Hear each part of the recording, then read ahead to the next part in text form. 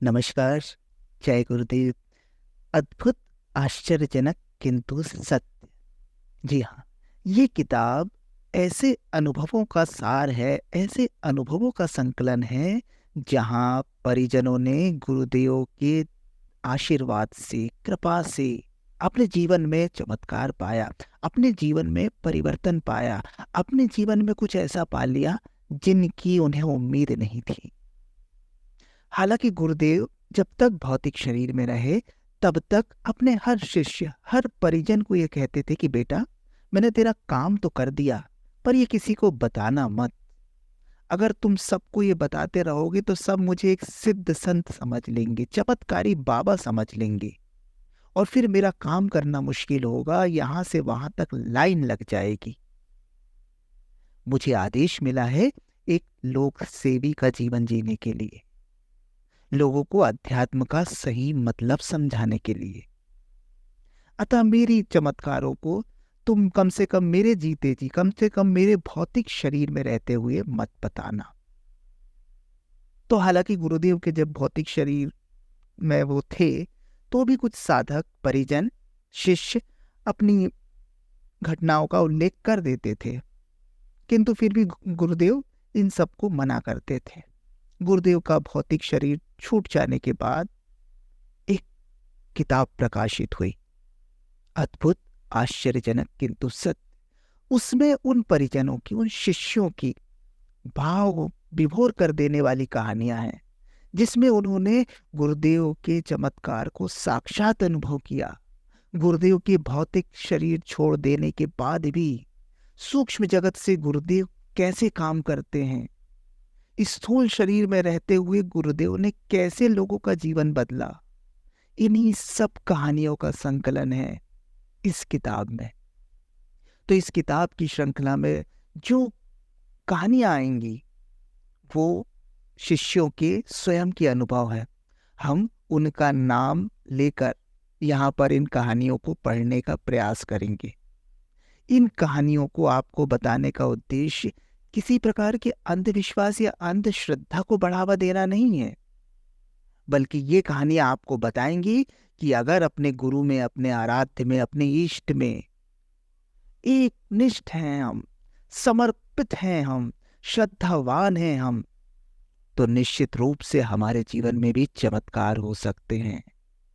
गुरु कृपा से क्या क्या संभव है, कैसे थे हमारे गुरु, कैसे हैं हमारे गुरु, इस सब का सार है ये किताब। तो इस किताब की एक एक कहानियां एक एक वीडियो के माध्यम से आपके सामने हम प्रस्तुत कर रहे हैं। आप भी इनका आनंद लें और अपने जीवन में अपने आराध्य, अपने इष्ट के प्रति समर्पण भाव लाएं। समर्पण से चमत्कार घटित हो सकते हैं। तो शुरू करते हैं। डॉक्टर राजेश कुमार चौरिया बतलाते हैं कि बात सन 1990 की है। पूज्य गुरुदेव ने महाप्रयाण से कुछ दिन पूर्व अपने नैष्ठिक साधकों को बुलाकर कहा था कि बेटे, हमें अब मिशन का कार्य तीव्र गति से करना है और ऐसे में हमारा स्थूल शरीर अधिक उपयुक्त नहीं जान पड़ता है। अतः हम इस स्थूल काया को छोड़ना चाहते हैं। तब साधकों ने कहा, गुरुजी, जब आप शरीर से नहीं रहेंगे तो इस मिशन को गति कौन प्रदान करेगा? मिशन का कार्य कैसे होगा? तब गुरुजी ने कहा, बेटे, हम सूक्ष्म शरीर से कार्य करेंगे। स्थूल शरीर की अपेक्षा सूक्ष्म शरीर के द्वारा हम मिशन के कार्य को और अधिक तीव्र गति से कर पाएंगे। यह प्रसंग अखंड ज्योति पत्रिका में प्रकाशित एक लेख का है। इस लेख को पढ़कर मुझे बहुत आश्चर्य हुआ कि पूज्य गुरुदेव अपने सूक्ष्म शरीर से कैसे कार्य करते होंगे। लेकिन जब मेरे जीवन में एक अविस्मरणीय घटना घटी तो यह बात समझ में आ गई कि किस प्रकार गुरुदेव सूक्ष्म शरीर से तरह तरह के काम किया करते हैं। सन 2001 में मैं पहली बार शांति कुंज आया था। यहाँ की आध्यात्मिक ऊंचाइयों से प्रभावित मैंने मन ही मन संकल्प लिया कि अपने क्षेत्र में भी 5 कुंडीय गायत्री महायज्ञ करवाऊंगा। पंचकुंडीय यज्ञ में पूजनीय गुरुदेव कदम कदम पर सूक्ष्म रूप से सहायता करते रहे। अगले वर्ष पुनः शांति को जाकर 9 दिवसीय साधना सत्र करने के बाद एक मासीय युग शिल्पी सत्र पूरा किया और लगे हाथों यहाँ की डिस्पेंसरी में 3 माह के लिए समयदान करना शुरू कर दिया। अभी समयदान की अवधि पूरी भी नहीं हुई थी कि एक विकट समस्या खड़ी हो गई। वह रविवार का दिन था। तारीख थी 23 अक्टूबर 2010। रात के लगभग 10 बजे मेरे घर से फोन आया कि पिताजी के बाएं हाथ में पैरालिसिस हो गया है। यह सुनकर मैं सकते में आ गया। अपने आप को जैसे तैसे सहज करके मैंने यह जानने की कोशिश की कि अचानक यह अटैक कैसे हो गया। माँ ने बताया कि शाम में लगभग 4 बजे जब पिताजी गेहूं की बोरी उठाने लगे तो उन्हें लगा कि उनका बायां हाथ पूरी तरह से सुन्न हो गया है। उन्होंने माताजी को बुलाकर कहा कि उनका बायां हाथ काम नहीं कर रहा है। यह सुनकर माताजी घबरा उठी। उन्होंने पिताजी का हाथ पकड़कर धीरे धीरे दबाना और झटकना शुरू किया, लेकिन इससे कुछ भी फर्क नहीं पड़ा। घर के सभी सदस्य अपना अपना काम छोड़कर पिताजी के पास इकट्ठे हो गए। आपस में विचार करके सबने यही तय किया कि तुरंत किसी डॉक्टर को दिखाया जाए। थोड़ी देर बाद ही उन्हें मुजाओपुर के डॉक्टर श्री नृपाल सिंह सिंगडोरे के पास ले जाया गया। जांच करने पर पता चला कि पिताजी का ब्लड प्रेशर नॉर्मल से भी बहुत कम हो चुका है। डॉक्टर साहब ने बताया कि लो ब्लड प्रेशर ही पैरालिसिस की वजह है। उन्होंने यह भी कहा कि बाएं अंग का पैरालिसिस बहुत ही गंभीर होता है। लंबे इलाज के बाद भी यह बड़ी मुश्किल से ठीक हो पाता है। दवा देकर डॉक्टर ने कुछ दिनों तक बेड रेस्ट का सुझाव दिया। घर वापस आने के बाद पिताजी ने सारी बात फोन पर बताकर मुझे शांति कुंज से तुरंत घर वापस आने को कहा। पिताजी के बारे में जानकर मेरा मन चिंता से भर उठा था। सुबह की ट्रेन से ही मेरा वापस जाना जरूरी था, लेकिन समयदान का संकल्प खंडित हो जाने का भय मुझे खाए जा रहा था। समझ में नहीं आ रहा था कि करूं तो क्या करूं। ऊपर से विभागीय अनुमति मिलने की भी संभावना नहीं दिख रही थी, क्योंकि प्रभारी डॉक्टर गायत्री शर्मा पिछले कुछ दिनों से शांति कुंज में नहीं थी।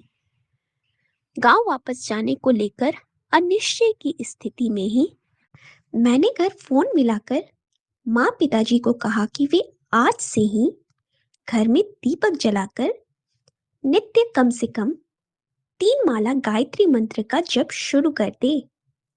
मैंने उन्हें भरोसा दिलाते हुए कहा कि आप लोग चिंता मत कीजिए, पूज्य गुरुदेव की कृपा से सब ठीक हो जाएगा। पिताजी के स्वास्थ्य लाभ के लिए माताजी ने उसी दिन से गायत्री महामंत्र का जप आरंभ कर दिया। इधर मैंने भी अपनी प्रातःकालीन साधना के दौरान माता गायत्री से पिताजी को शीघ्र स्वस्थ कर देने की प्रार्थना की। फिर मैं पूज्य गुरुदेव एवं वंदनीय माताजी के समाधि स्थल पर सिर टिकाकर उनसे प्रार्थना करने लगा कि वे मेरी इतनी कठिन परीक्षा ना ले। यदि मेरा यह समयदान का संकल्प पूरा नहीं हुआ तो मेरी आत्मा मुझे हमेशा धिक्कारती रहेगी, किंतु यदि मेरे पिताजी की बीमारी इसी प्रकार बनी रहती है तो आत्मा पर बोझ रखकर भी मुझे वापस जाना ही पड़ेगा। अब इस दुविधा से मुझे आप ही उबार सकते हैं। अब मेरे डिस्पेंसरी जाने का समय हो चुका था। वहां जाकर दिन भर तो मरीजों के दुख बांटने में लगा रहा, लेकिन शाम को आवास पर वापस आते ही एक बार फिर से चिंतातुर हो गया। पूरा ध्यान घर की परिस्थितियों पर ही लगा था। तभी शाम को 5:30 बजे घर से पिताजी का फोन आया। उनकी आवाज प्रसन्नता से भरी हुई थी। उन्होंने बताया कि उन्होंने मेरे कहे अनुसार दीप जलाकर गायत्री मंत्र की 3 माला का जप पूरा कर लिया और जप के पूरा होते होते उन्हें लगभग 70% आराम मिल चुका है। यह सुनकर मेरी खुशी का ठिकाना नहीं रहा। पिताजी से सुनकर भी सहज ही विश्वास नहीं हो रहा था कि सिर्फ 3 माला गायत्री जप से ही पैरालिसिस जैसी घातक बीमारी लगभग 70% ठीक हो गई। गुरु सत्ता की इस असीम अनुकंपा से मेरी आंखें भर आई। मैं अपने आप से कहने लगा, गुरु सत्ता ने अपने परिजनों को ठीक ही यह आश्वासन दिया है कि तुम मेरा काम करो और मैं तुम्हारा काम करूंगा।